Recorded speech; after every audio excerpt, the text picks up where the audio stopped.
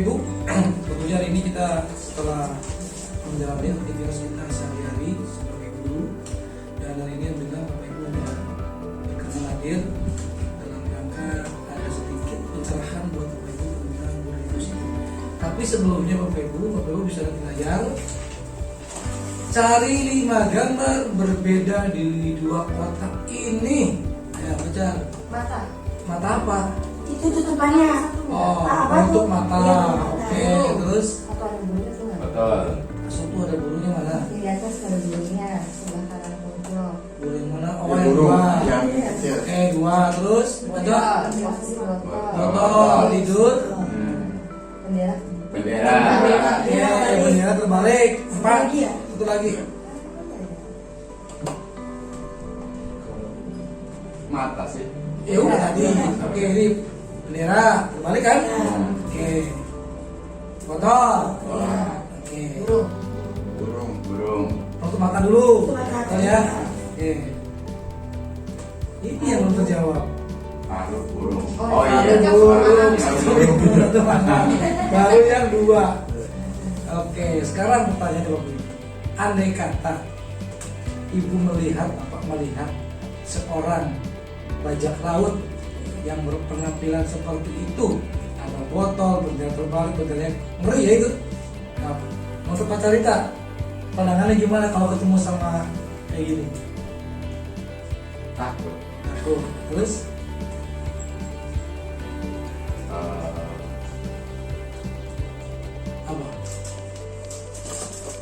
Apa dipikirkan? Serem Tidak, lah. serem, aku serem, tidak. Bagi saya tantangan. Tantangan, terus? Tantangan. Iya. Apa lagi? Iya, tantangan Oke. melawan ya. Bu Intan, ada masukan nggak dari gambar ini? Sama si pasaran. Seram. Murid, takut jahat serem. Oke, siap. Bu Intan, Bu Abi, barangkali ngeri juga. Abi, Menakutkan. oke. Disimpulkan bahwasannya visualisasi gambar itu mempengaruhi pemikiran kita. Ya, siapa tahu dia lagi main-main, bukan sama bajak laut yang hebat. Ya, siapa tahu dia lagi acting, disuruh untuk belajar acting. Iya. Ya kan, kita belum tahu. Jadi artinya kadang-kadang kita berpikir itu selalu berpikirnya negatif dulu. Ya, kan beda. Negatif dulu. Ya kadang-kadang selalu berpikir negatif ke depan. Maka sekarang kita harus belajar bagaimana cara serem apapun kita jangan langsung menjudgment ke sebuah hal yang barangkali siapa tahu nih anak ini hanya ingin mempertontonkan saya ingin menjadi seorang bajak laut. Satu, kedua bisa jadi anak ini nggak tahu kalau di pikiran dia bajak laut itu ada orang yang menyeramkan. Karena dia tahunya ya bajak laut ya aku sepatu baju dan model yang bisa saya pakai kan gitu kan. Itu jadi kita belajar bagaimana mengedepankan berpikir positif. Kenapa Bapak Ibu? Kalau kita mengedepankan berpikir positif, nanti kedepannya kita bisa mengontrol emosi. Kalau bicara emosi akan timbul sebuah kedewasaan. Makanya Bapak Ibu kalau berpikir saya ada yang mengatakan, guru mengatakan kenapa tidak pernah marah, karena saya selalu berpikir positif dulu. Bahkan ada yang mengatakan, jujur aku di pondok jangan mikir gitu. Emang saya mengedepankan positif dulu. Baru saya teliti, baru judge itu negatif, itu positif. Apapun permasalahannya, nanti larinya adalah kita bisa mengontrol emosi. Yang paling penting adalah mengontrol emosi. Bagaimana kita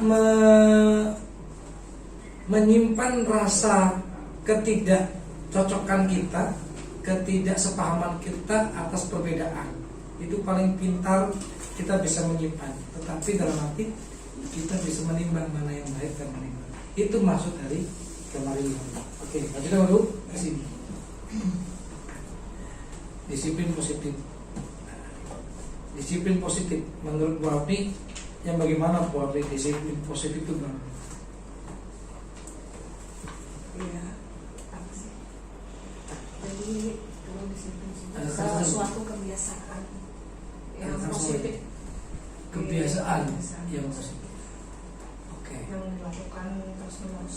Terus menerus kebiasaan. Kebiasaan. Oke. Dua kata Bu Morin, disiplin dan positif. Apakah disiplin menjamin orang menjadi positif atau bagaimana menurut Ibu? Iya, bisa. Bisa. Bisa. Arti disiplin bagi Bu Morin sendiri apa? Melakukan suatu hal secara konsisten sesuai aturan. Oke, satu ya pegang ya. Konsisten, kebiasaan, dan aturan. Berarti cok orang dikatakan disiplin jika mematuhi peraturan, gitu ya? Iya betul. Betul nggak? Oke ya, aturan. Anak di kelas kalau dia tidak memenuhi aturan maka dikatakan tidak disiplin, begitu? Iya. Nah, sekarang gini, Uvinda pakai helm, tujuannya mematuhi aturan atau keselamatan? Dua-duanya. Dua-duanya. Enggak, saya pilih. Oh, Aturan. lebih mematuhi aturan. Itulah yang kita tanamkan ke kita tuh jangan aturan, Keselamatan. tapi Kebutuhan ya. kebutuhan dan yakin Kebutuhan diri. bahwa helm itu menyelamatkan kepala saya, gitu loh. Jadi yang dipentingkan di kelas itu adalah sebuah keyakinan kelas. Yakin kalau nggak buang sampah sembarangan akan bersih. Yakin bila kamu tidak mengganggu teman kamu maka belajar akan tertib. Yakin kamu kalau sesuai dengan keyakinan kamu nggak terlambat pasti nggak terlambat. Jadi keyakinan. Jadi disiplin tidak sebatas aturan.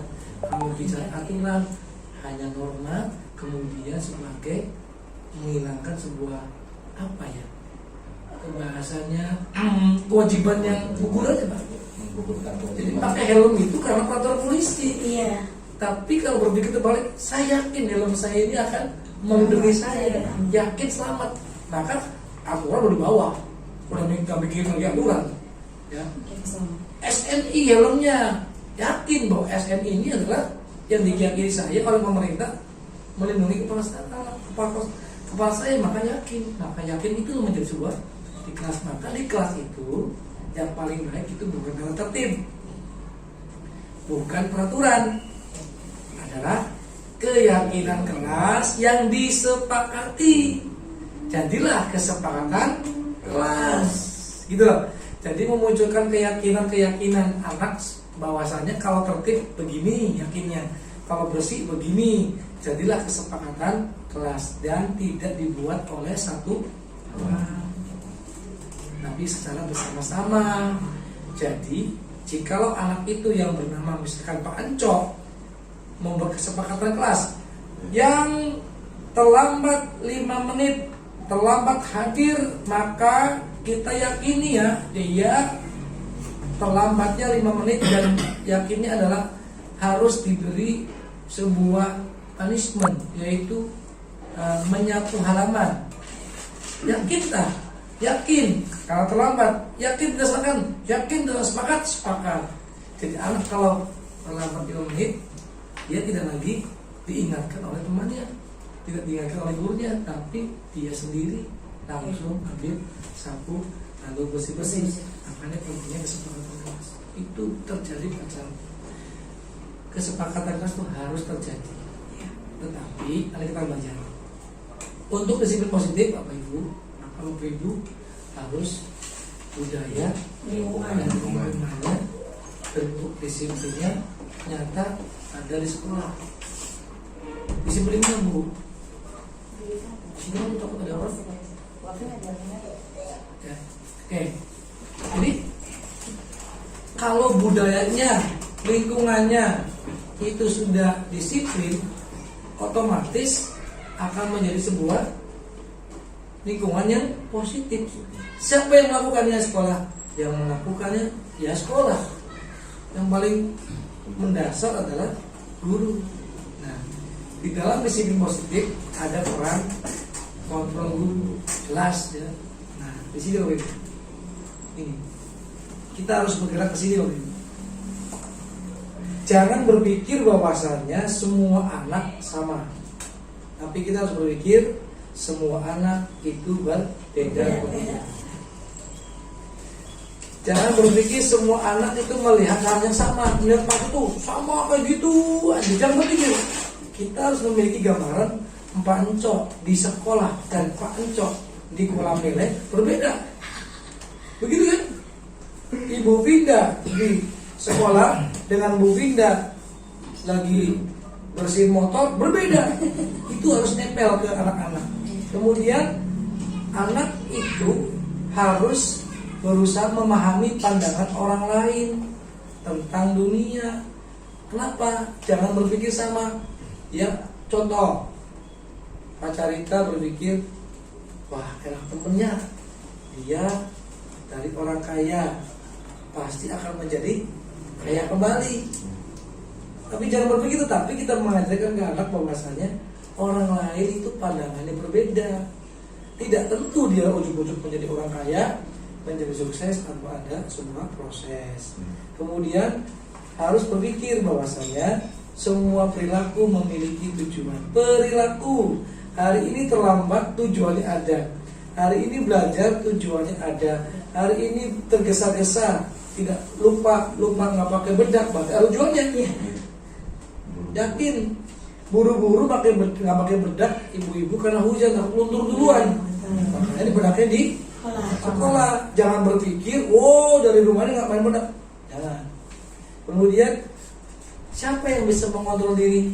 Yang bisa mengontrol diri adalah bapak ibu sendiri, bukan orang lain.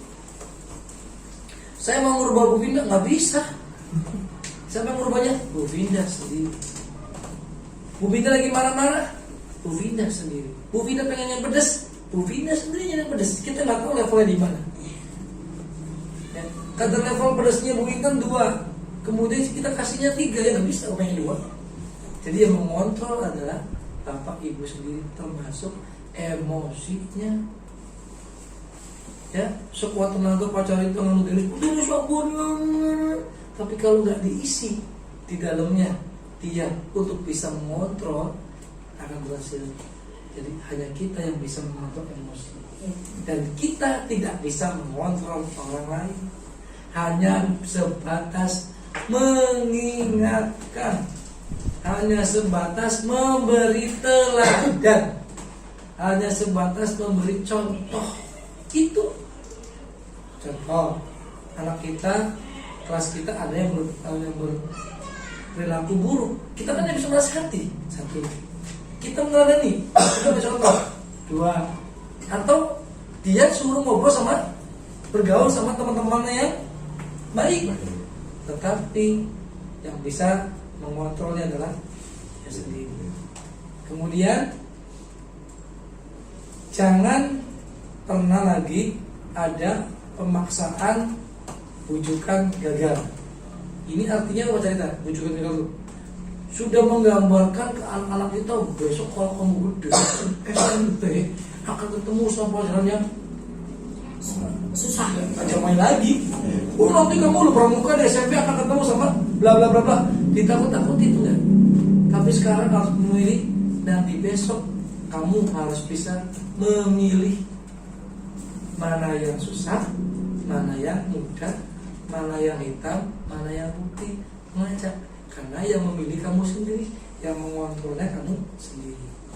Berikutnya, jangan lagi mengajak anak-anak berpikir menang kalah. Karena di kompetisi, berpikirnya adalah menang. Maksudnya gimana? Win-win. Menang untuk dirinya sendiri, menang orang lain. Jika hari ini kamu tidak menang, tapi orang lain menang, tapi kamu bisa memenangkan diri sendiri. Contoh, lomba. yang juara satunya Pak Opi. Saya kan kalah nih. Pak Opi menang, saya kalah. Nah, bagaimana caranya kita menumbuhkan kamu tuh sudah menang, sudah berkompetisi, sudah bersaing. Jadi jangan sampai kalah kemudian dong. Dari teori kontrol itu 40 kebutuhan sebenarnya ada 4 dibaginya. Ada 5 kebutuhan manusia. Sekarang saya tanya deh ke Bu Vida. Dennis marah-marah. Iya. Kemudian dia sering itulah. Menurut Bu Vida, kenapa begitu? Yang pertama pasti dari moodnya dulu ya Pak. Dari Oh, moodnya. oke. Kedua dari kesiapan. Saya potong. Ah, Bicarain mood sekarang. Kenapa moodnya begitu? karena kenapa bisa mood gitu diawali dari kegiatan keaktivitasan dia di rumah dulu. Oke. Dimulai dari kegiatan dia di rumah dulu. Oke. Pacar, please. Pacar melihat anak-anak yang tingkah lakunya berbeda di kelas. Apa yang membuat dia begitu? Ya mungkin kalau di sekolah itu tempat yang mungkin bagi mereka itu nyaman. Artinya nyaman tuh karena kalau di rumah dia nggak kayak gitu kan karena melihat ada orang tuanya. Oke. Bu Morin, melihat anak-anak yang ribut di kelas nggak bisa jatuh tuh. Kaitannya dengan 5 kebutuhan manusia. Saya belum kasih tahu nih. Yang pertama butuh pengakuan Oke, 1. bahwa dia dianggap mampu dan bisa menyelesaikan masalah. Oke. Butuh perhatian, Oke. butuh bimbingan. Itu ya belum banyak. Pengakuan, bimbingan, perhatian. Oke, jadi gini Pak. Jangan-jangan anak kita di kelas itu berlaku tidak sesuai dengan yang saya inginkan. Iya. Karena 5 kebutuhan dia itu nggak tercapai. Apa yang butuh itu? Ini, cepat. 5 kebutuhannya. Penguasaan. Dia merasa tidak bebas. Kedua, rasa kasih sayang yang diterima. Iya. Kurang perhatian tadi. Sama rasa diterima. Saya itu diterima tidak di sini, ya kan? Terus kesenangan. Senang nggak saya masuk ke orang ini? Dan kebebasan. Kalau dari 5-nya aja tidak, hanya 4, 1 contoh kesenangannya tidak ada, akan menjadi sebuah hal dia dalam belajar tidak menyenangkan. Contoh lah, gini, abang ini sama Abdul lah, Winda. Abdul kan busa terus tuh. Saya teliti, Abdul itu tiap pagi yang dipikir apa? Belum sarapan. Berarti apa yang belum dia terima itu? Yang dia di rumahnya itu udah berpikir sarapan. Akhirnya dia Sekolahnya.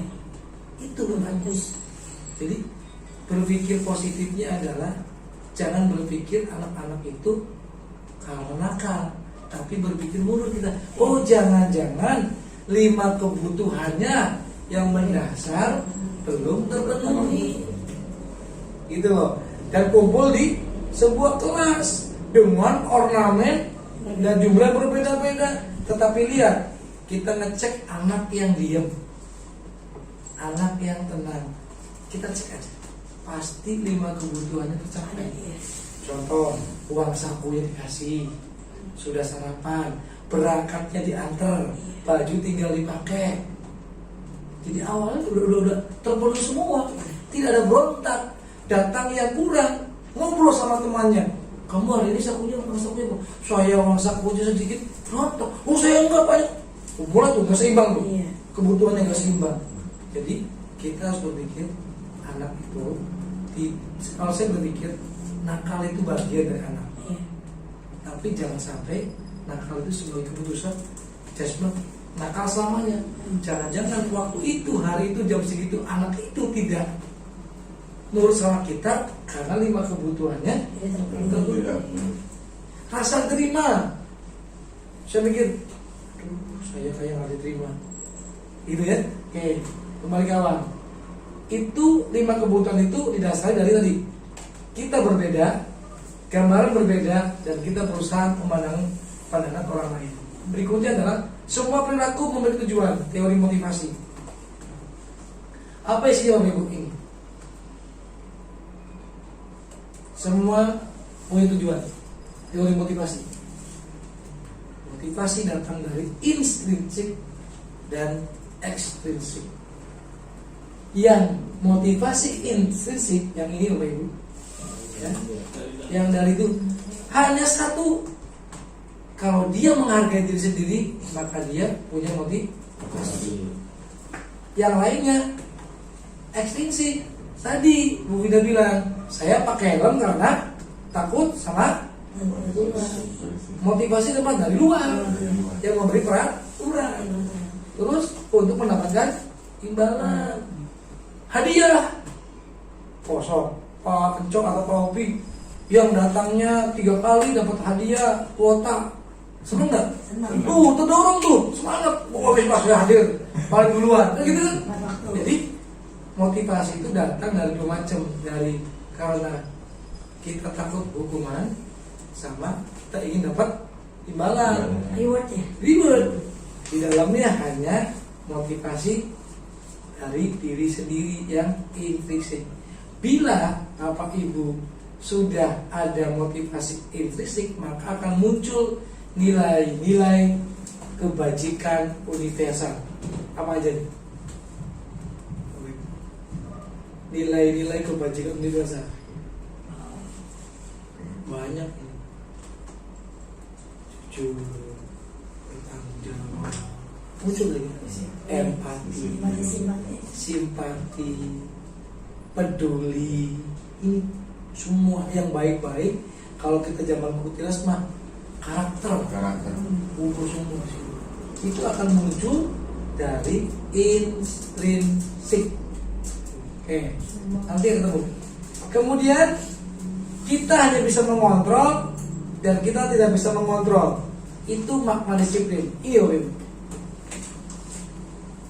belajar kontrol diri dengan menggali potensi kita agar mencapai tujuan yang mulia, yaitu sesuatu menjadi seseorang yang kita inginkan berdasarkan nilai-nilai yang kita hargai. Kembali lagi, kalau kita menghargai diri sendiri, maka kita memakai disiplin. Contoh, saya malu kalau datang terlambat. Jadi kalau saya datang terlambat, berarti saya menghargai diri sendiri. Kalau datang terlambat, berarti tidak menghargai itu maksudnya. Ya. Nah, kemudian di sini bagaimana kolaborasi, akan muncul 5 posisi kontrol. Apa 5 posisi kontrol? Ini kalau saya jelaskan panjang kali lebar. Ini. Oke. 5 posisi kontrol, 5. Sebagai kita guru ya, sebagai penghukum kah? Sebagai pembuat rasa bersalah? Sebagai teman kah? Sebagai pemantau kah? Atau sebagai manajer? Tinggal pilih gitu. Bagaimana contohnya? Saya perlihatkan. Semoga ada. Apa yang membedakan antara pemantau dan itu? Saya coba putar videonya. Semoga ada.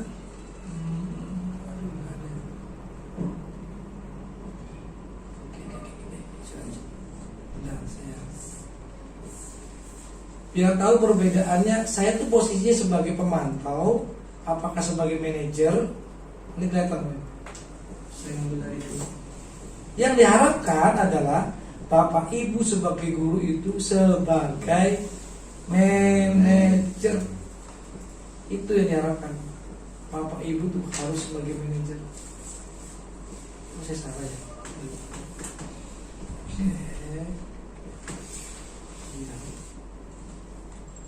Jadi kalau sebagai manajer nih akan tahu. Saya putar videonya.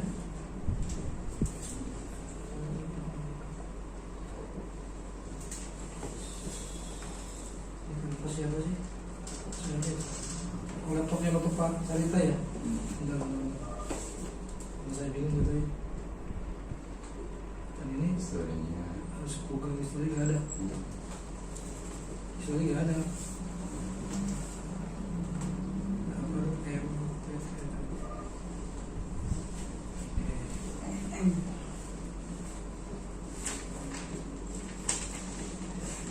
Nih, saya putarkan ya. Posisinya Bapak Ibu pernah nggak menjadi penghukum? Dan kayaknya sudah. Cuman kita belum tahu itu adalah bagian dari penghukuman.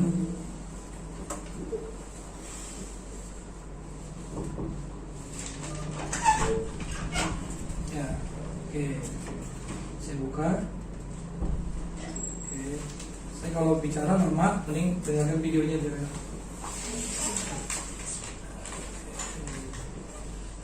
Ini yang paling menarik nanti Bapak Ibu belajar segitiga restitusi. Tapi kan kita sebagai posisi kontrol dulu. Ini materi yang paling banyak Bapak Ibu, paling banyak.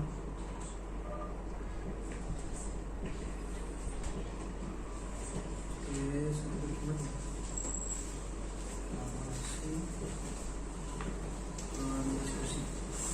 Restitusi kebutuhan dari dalam kelas.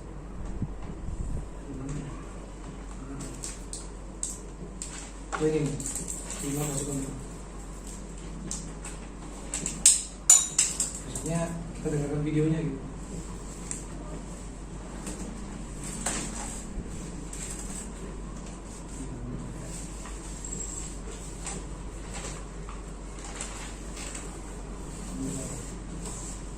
Nah, ini Bapak Ibu. Kita lihat ya, dengarkan. Ini 5 posisi kontrol. Dengarkan. Kira-kira Bapak Ibu gimana? Ibu cek lagi dulu. Salam bahagia Ibu dan Bapak Guru hebat. Dalam penerapan disiplin positif restitusi, salah satu program yang dikembangkan adalah 5 posisi kontrol. 5 posisi kontrol dalam restitusi adalah proses perjalanan seorang pendidik agar dapat mengenali dirinya. Pada video kali ini, kita akan membahas tentang 5 posisi kontrol yang dikembangkan oleh Diane Gosset dan Pasti contoh mengalami. penerapannya. Cuma kita nggak tahu aja. Apalagi Bu Rita yang sering marah-marah. Nggak tahu. 5 posisi kontrol itu adalah 1. Posisi Penghukum. penghukum. 2. Posisi pembuat merasa bersalah. 3. Posisi teman. 4. Posisi pemantau atau monitor. Dan 5. Posisi manajer.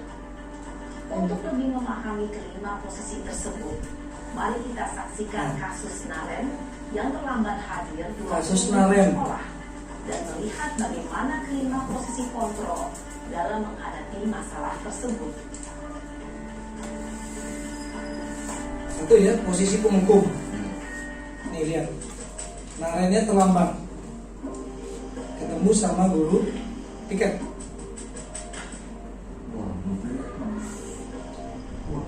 Naren! Sini kamu! Ini penghukum ya, sebagai penghukum. Selamat pagi Bu. Selalu terlambat. Selalu terlambat. Kamu deh, pasti terlambat. Maaf Bu, saya Apa? Apa coba? Langsung dipotong. Alasan kamu apa lagi? Kapan sih kamu tidak terlambat? Malas sekali ya kamu jadi anak. saya Dasar pemalas. Gak kapok-kapok sih kamu. Sudah berapa kali terlambat? Sana, kamu keliling lapangan basket 2 kali. kenapa saya harus ke lapangan basket Bu? Kenapa? Kamu melawan ibu. Berani-beraninya jawab. Sudah terlambat, masih berani jawab pula. Boleh nggak Bapak Ibu? Sekarang, keliling lapangan basket Jadi 5 5 kali kali. sekalian. Biar kapok. Cepat, pergi sana ke lapangan basket. Ini posisi penghukum. Posisi penghukum biasanya berbicara dengan nada tinggi, menghardik, menunjuk-nunjuk, menyakiti, dan menyindir. Hukuman bisa berupa fisik maupun psikis. Ibu dan Bapak Guru hebat, Dampak yang terjadi pada murid ketika guru Dampaknya berada pada posisi pendukung Pendendam. adalah murid cenderung akan memberontak, Dan tidak bahkan menyukai guru. berupa dendam. Takut sama guru katanya. Penghukum itu. Wah, benar gitu. Sekarang posisi membuat bersalah orangnya, anaknya misalnya. Sama, selamat juga. Emosi piket ke sini. Aduh, Selamat pagi Bu. tadi posisi bersalah ya. Posisi memang masalah. lagi, nak. Ya Tuhan, Naren. Kamu senang ya bikin ibu susah ya? Kalau kamu terlambat lagi, nanti ibu yang ditegur bapak kepala sekolah, nak. Disangka ibu tidak bisa membina kamu. Duh, gimana ini? Maaf Bu. Duh, Gusti Naren. Kamu suka ya kalau ibu tegur bapak kepala sekolah? Terus, sekarang ibu harus tulis apa ini di buku absen? Ini kamu sudah sering terlambat loh. Ibu harus apa coba? Maaf Bu. Maaf sekali. Ya sudah, lain kali jangan bikin ibu susah Jangan lagi bikin anak susah ya. ibu. Ibu tidak akan kuat lagi kalau kamu begini terus. Bisa jantungan kalau ibu ditegur bapak kepala sekolah. Sana cepat ke kelas. Maaf ya Bu. Maaf sekali. Jadi membuat Posisi Kesalahannya, pembuat rasa bersalah kalangan terbawa. berbicara dengan nada tenang, cenderung lembut. Namun kata-kata yang diutarakan membuat murid merasa menjadi orang yang gagal, memandang buruk dirinya sendiri, merasa tidak berharga, dan tidak sanggup membahagiakan orang lain. ya, Ketika guru mengambil posisi pembuat rasa bersalah, murid akan menganggap dirinya yang bersalah dan ia akan menyimpan emosi negatif tersebut di dalam dirinya. oke. Yang ketiga, posisi sebagai teman beruntung. Dia terlambat juga sama. Terlambat yang 3 kali. Sama, piketnya ini. Perhatikan kata-katanya, perhatikan. Aku. Selamat pagi Bu. Wah, sudah jam berapa ini, nak? Terlambat lagi ya, sayang. Iya Bu. Habis ibu saya lupa bangunkan saya Bu. Kamu malah menyalahkan ibu kamu. Kamu bukannya anak yang larinya paling kencang. Kok terlambat sih? Iya Bu. Saya memang terlambat bangun tadi.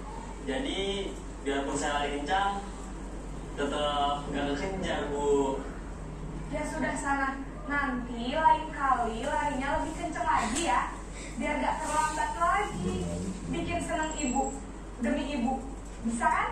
Bisa lah Bu. Ya sudah sana masuk kelas. Ibu beresin urusan absen kamu. Kamu ini ada-ada saja. Jadi menyenangkan. Dalam posisi teman, guru berbicara dengan nada suara ramah, akrab, cenderung bersenda gurau untuk menjaga suasana tetap santai. Murid akan merasa senang, aman, dan akrab dengan guru. Identitas yang tercipta adalah identitas sukses atau berhasil. Namun, perlu diingat, karena ini masih dorongan Eksternal tadi. Ini kan maka dorongannya ada dari faktor guru ya. ketergantungan Bukan dari dari murid kepada orang tertentu. Di sini, guru absennya, sehingga di lain waktu, murid bisa berperilaku baik, namun hanya kepada orang-orang tertentu saja. Ya, melirik. Sekarang memantau.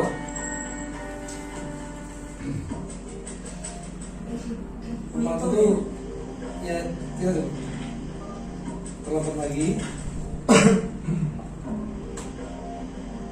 Naren, Aduh,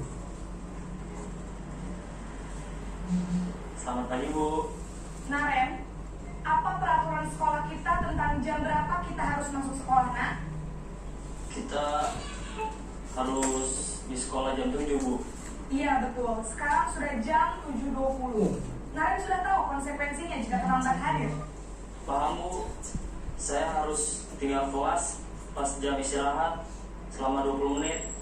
Iya benar, konsekuensinya demikian. Jadi nanti jam 9.30 pas istirahat, kamu harus tinggal di kelas, kerjakan tugas tambahan untuk ketertinggalan kamu, ya.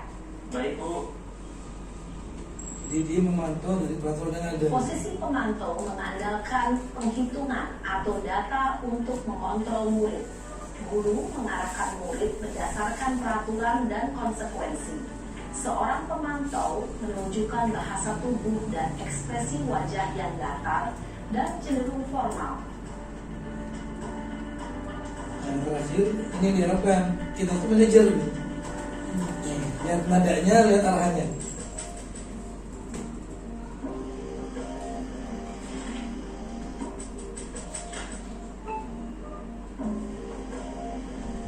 Naren,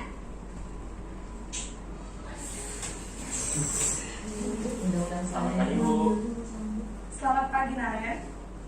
Maaf Bu, saya terlambat. Iya, sekolah masuknya jam 7, sekarang sudah jam 7.20. Jadi sekarang bagaimana ini Naren? Maaf Bu, saya lupa setel alarm saya semalam. Baiklah, menurut kamu, keyakinan sekolah yang mana yang perlu kamu tingkatkan? Menghargai diri sendiri dan orang lain mungkin ya Bu. Setuju. Jadi, apakah Naren meyakini prinsip saling menghormati tersebut? Iya Bu, saya meyakininya. Apakah Naren bersedia memperbaiki masalah keterlambatan ini? Bersedia Bu. Bagaimana kamu akan perbaiki masalah keterlambatan ini? Saya akan coba untuk tidak lupa menyetel alarm saya Bu. Baik, kalau Naren lupa menyetel alarm di rumah, ada orang yang kira-kira bisa bantu mengingatkan tidak? Ada Bu, kakak saya, Kak Emma. Ada lagi selain Kak Emma? Selain Kak Emma, ada ibu saya. Baik, jadi yang mengingatkan Naren adalah Kak Emma dan ibu kamu ya? Kira-kira akan mulai setel alarm kapan nih Naren? Setelah pulang sekolah, akan segera saya lakukan. Baik, jadi Naren akan setel alarm untuk bangun besok pagi dan akan diingatkan oleh kakak dan ibunda Naren ya. Ada lagi yang mungkin perlu dilakukan Naren agar tidak terlambat bangun lagi? Tidak ada Bu. Baik Naren, terima kasih untuk kerjasama kamu. Sekarang kamu perlu kembali ke kelas untuk belajar. Baik Bu, terima kasih. Itu Posisi manajer adalah posisi kontrol yang disarankan untuk Membimbing membimbing murid. murid memiliki sikap disiplin yang positif, yaitu murid yang mandiri, bertanggung jawab, dan dapat memecahkan masalah. Tujuan dari posisi ini adalah agar murid dapat berefleksi atas tindakannya. Guru akan dengan tulus memberikan pertanyaan-pertanyaan bermakna, sehingga membuat murid dapat belajar dari kesalahannya dan mencari sebuah solusi untuk menyelesaikannya. Oke. Dari 5 posisi kontrol itu yang paling banyak kita lakukan yang mana? Kira-kira yang mana? Semuanya kayaknya. Semuanya iya. Itu kan 5 posisi kontrol terjadi karena kita memahami dulu bahwasanya anak itu ada 5 kebutuhan dasar itu. Kalau memang dia berbeda, berarti ada yang belum terpenuhi. Dan kita sering melakukan itu, tapi belum tahu Di posisi apa gitu? di posisi apa, apakah penghukum, pemantau, Salah teman, ya. manajer. Yang diinginkan oleh kita adalah kita sebagai manajer. Manajer itu adalah kumpulan dari tadi, ya.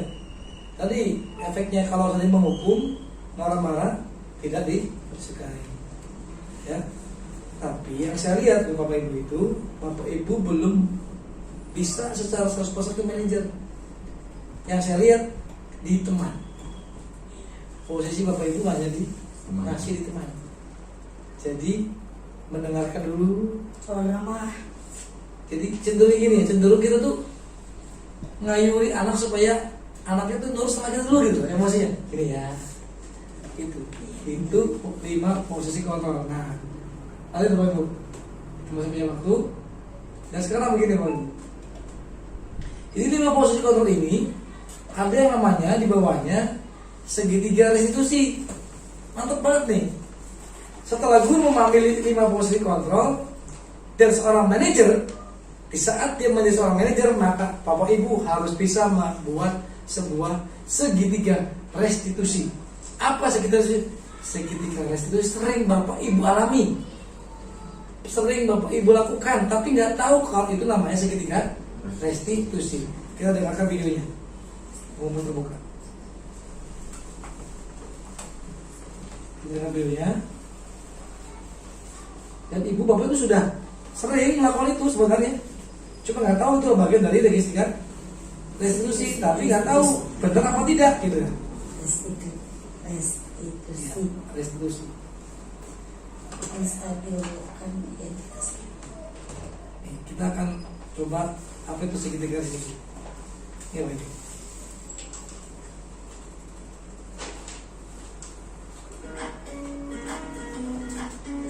Jadi segitiga restitusi itu adalah Salam dan anak nakal yang kita bimbing, Bapak Guru Hebat. anak yang bermasalah. Pada video kali ini kita akan membahas tentang salah satu program disiplin positif yang diterapkan di lingkungan sekolah yang dikenal dengan nama restitusi.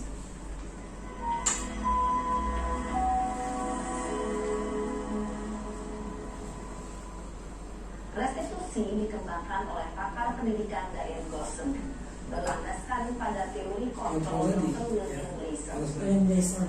Segitiga restitusi adalah suatu proses dialog yang dijalankan guru, orang orang tua agar dapat menghasilkan murid yang mandiri dan bertanggung jawab. Itu paling. Pada saat guru di posisi Manajer tadi ya, manajer. aspek yang dikembangkan pada murid adalah motivasi intrinsik, sehingga penanaman nilai-nilai Kebajikan tadi, dapat jujur, bertanggung jawab. menjadi suatu kebiasaan positif yang akhirnya membentuk karakter murid. Proses dialog ini terdiri dari 3 langkah. yang digambarkan pada ketiga sisi pada segitiga. Sekarang ke segitiga karena 3 langkah. Sisi pertama adalah menstabilkan identitas. Oke. Sisi yang kedua adalah validasi tindakan yang salah. Dan sisi yang ketiga adalah menanyakan Kembali keyakinan lagi. Ibu dan Bapak Guru, berikut ini akan ditunjukkan Kita lihat, ya. seorang guru berada dalam Ini seorang guru mendapat pengaduan dari temannya yang marah-marah. segitiga restitusi.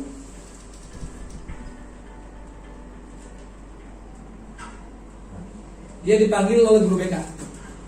Ceritanya. Wah, mukanya langsung. Siap, Sarah. Yang Pak, Sudah lama nggak ketemu Sarah? Kenapa hari ini ada di sini? Menstabilkan dulu emosinya. Masa aku dikatain tukang fitnah, Pak? Ya aku marah lah. Aku balik katain Eka di depan kelas. Loh banget. Oh begitu. Ya pasti kamu marah dan kesal. Bapak juga akan marah apabila ada yang menuduh Bapak seperti itu. Oke, tahan dulu itu. Menstabilkan dulu emosinya. Iya. Terus mencoba, saya sebagai guru tuh pernah mengalami seperti itu. Ngerasain sama Iya, saya juga sama seperti kamu. Itu namanya menstabilkan. Ya. Iya, marah. Ikut merasakan. Ya. Pada saat itu kamu melakukan apa? Ya saya langsung ngatain Eka lah, Pak. Loh banget. Saya bentak-bentak dia depan teman lain. Oh begitu. Pasti kamu melakukan seperti itu karena suatu alasan tertentu kan? Iyalah, saya diam saja, Pak. Ya saya bela diri lah. Aku saya dituduh tukang fitnah. Ya wajar lah.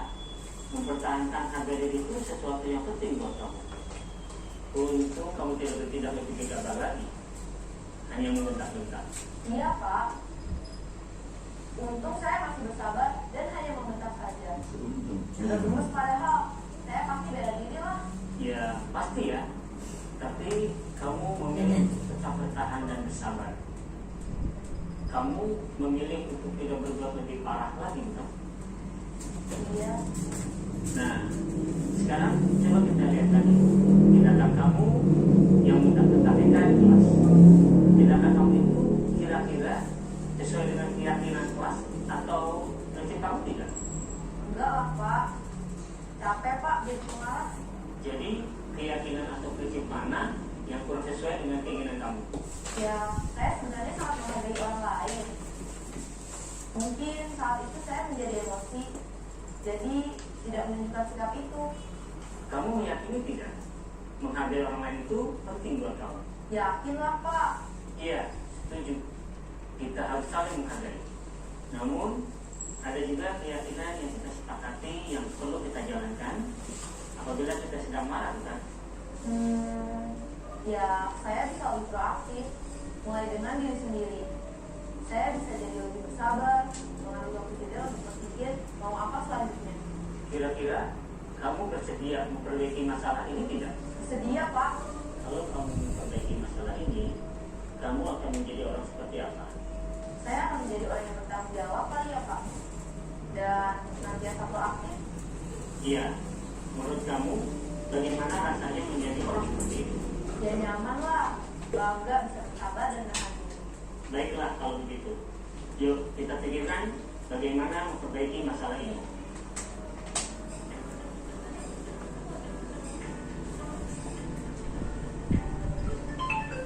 Ibu dan bapak guru hebat.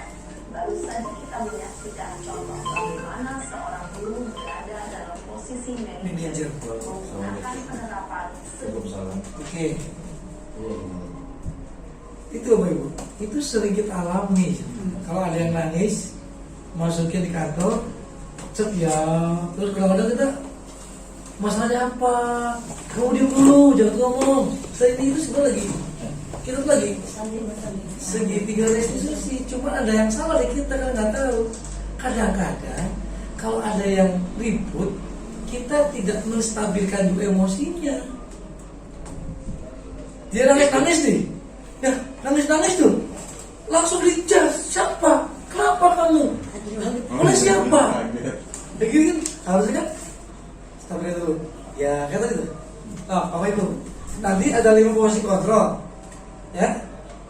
Ada 5 kebutuhan manusia. Dan segitiga restitusi. Tujuan satu. Dalam rangka menumbuhkan sikap disiplin positif. Kesimpulannya baca sendiri gimana Pak? Dari apa yang kita bicarakan barusan, video yang diputar. Beda dulu lah. Oh, video dulu boleh. Oke. Sambil dulu, Bapak Ibu. Saya dapat dari pembahasan yang tadi. Agak keras, Pak. Iya. Kesimpulan yang saya dapat dari pembahasan tadi tentang sifat positif ya sampai yang terakhir. Yang pertama itu saya harus bisa mengontrol emosi saya. Kemudian niat dulu sih Mbak. Yang pertama dari niat. Iya. Niat saya untuk mengontrol emosi saya dan harus bisa memposisikan 5 posisi tadi yang tidak harus jadi sebagai posisi teman saja. Dan salah satunya itu harus bisa lebih menanamkan posisi manajernya itu.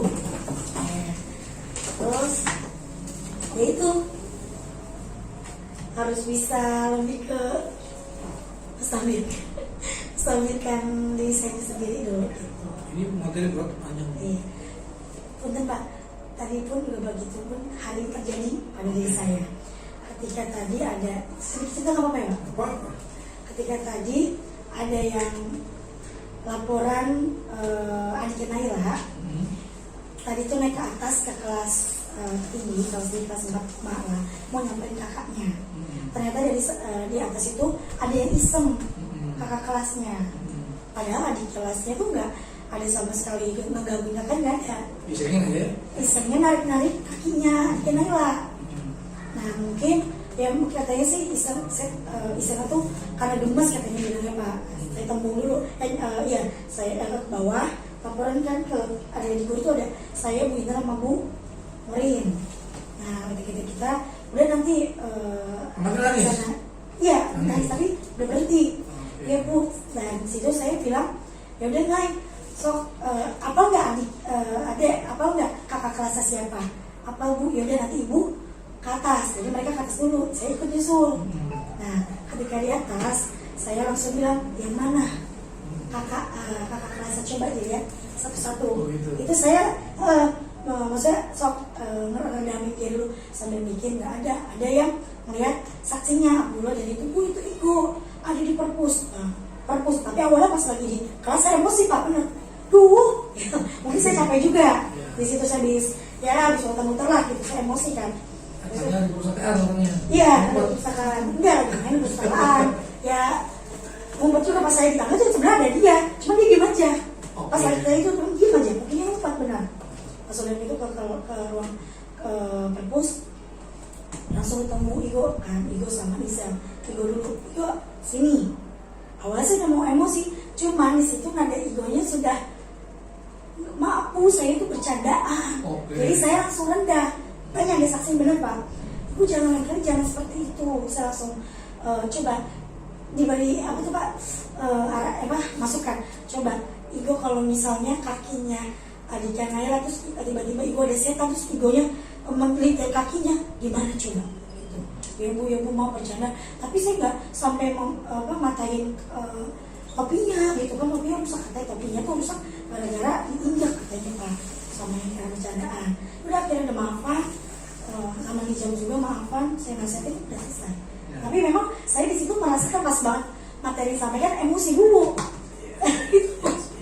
Nah, Berarti maksudnya, stabilnya berarti emosinya yang laporan dan yang menerima laporan. iya gitu emosi. Oke. Karena kakinya kan ditarik sampai kok bisa saya emosi. Kira saya topinya ini kepalanya kena juga gitu, jadi saya emosi. Dan orangnya tuh itu juga. Nah, sudah orangnya sih pas Igonya nadanya ini, saya udah mulai, oh ya sudah, gitu. Bu Intan ada Bu Intan? Apa yang biasa sibukkan di sini? Nanti pertanyaan terakhir dari Bu Intan.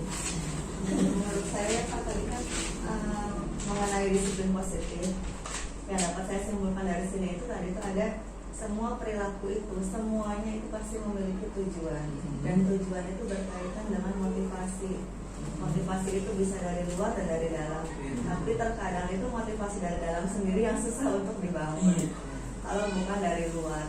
Nah ternyata dari motivasi ini terbentuk kebutuhan manusia yang tadi 5 ya Pak, 5 kebutuhan manusia. Nah jadi bagaimanapun sikap anak di sekolah itu berkaitan dengan kebutuhannya. Kadang kita sendiri ngejudge anak si ini begini tanpa kita meneliti dulu kenapa begitu, kebutuhan apa yang belum terpenuhi. Kadang kita sendiri seperti itu. Ya mungkin ke depannya kita harus tahu dulu nih anak ini begini, mungkin karena salah satu dari kebutuhan itu belum terpenuhi. Lebih mengenal anak lebih dalam. Mungkin itu sih Pak kesimpulannya. Ya, benar kata tadi, Pancok kalau belum makan tuh pusing. Iya. Karena kebutuhannya setelah belum selesai itu apa? Kan pas benar kopi. Gitu kan? Oke, makasih Bu Intan. Bu Apri ada masuk? Masih sama Bu Intan. Jadi kita yang pertama itu harus belajar mengkontrol diri. Apalagi ya sebagai guru kelas 1 tahan banting. Ada. Oke, Karena tiap hari ada yang nangis, ada yang berantem. Jadi saya tuh harus benar-benar bisa mengontrol diri dan kesabaran saya kan sebenarnya sebesar isu. tapi ada yang paling ada yang paling penting kalau emang itu tidak bisa memahami 5 kebutuhannya Iya. Bu Apri, minimal Bu Apri disukai dulu sama disukai, menjadi teladan, menjadi contoh. Kadang-kadang kalau orang yang disukai itu kadang-kadang mereka ngomong itu Apri udah marah, itu berarti arti tandanya sudah ada anak yang empati kepada rasa sampainya ibu Apri sehingga dia mengingatkan temennya. Sekarang mah teladan dan contoh saja. Kalau Bu Apri marah-marah, yang ada adalah anak-anak menjadi murid.